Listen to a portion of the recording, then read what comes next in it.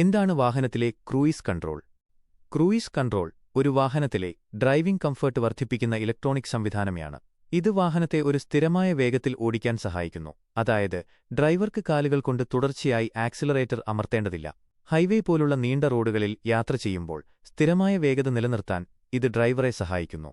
അതുവഴി ഡ്രൈവറുടെ ക്ഷീണം കുറയ്ക്കുകയും സുഗമമായ ഡ്രൈവിംഗിനും ഇന്ധനക്ഷമത വർദ്ധിപ്പിക്കുന്നതിനും ഇത് കാരണമാകുന്നു. ഈ സംവിധാനം വളരെ ലളിതമായിട്ടാണ് പ്രവർത്തിക്കുന്നത്.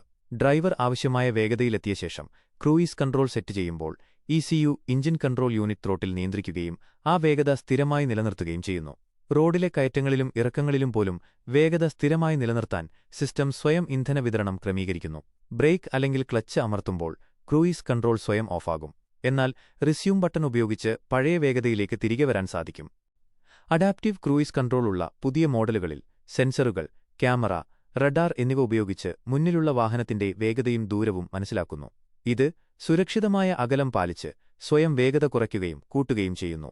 ചില സിസ്റ്റങ്ങൾ ട്രാഫിക് ബ്ലോക്കുകളിൽ വാഹനം പൂർണ്ണമായും നിർത്തുകയും ട്രാഫിക് നീങ്ങുമ്പോൾ വീണ്ടും മുന്നോട്ടോടിക്കുകയും ചെയ്യും.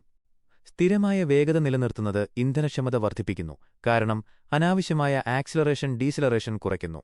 ക്രൂയിസ് കൺട്രോൾ വേഗപരിധികൾ, സ്പീഡ് ലിമിറ്റ്സ് പാലിക്കാനും യാത്ര കൂടുതൽ സുരക്ഷിതവും സുഗമവുമാക്കാനും സഹായിക്കുന്നു.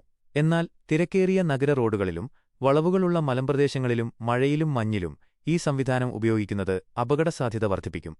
ചുരുക്കത്തിൽ, ക്രൂയിസ് കൺട്രോൾ ഡ്രൈവറുടെ ക്ഷീണം കുറയ്ക്കുകയും വാഹനത്തിന് സ്ഥിരമായ വേഗത നൽകുകയും യാത്ര സുഖകരവും സുരക്ഷിതവുമാക്കുകയും ഇന്ധനലാഭം ഉണ്ടാക്കുകയും ചെയ്യുന്ന ഒരു ആധുനിക സാങ്കേതികവിദ്യയാണ്.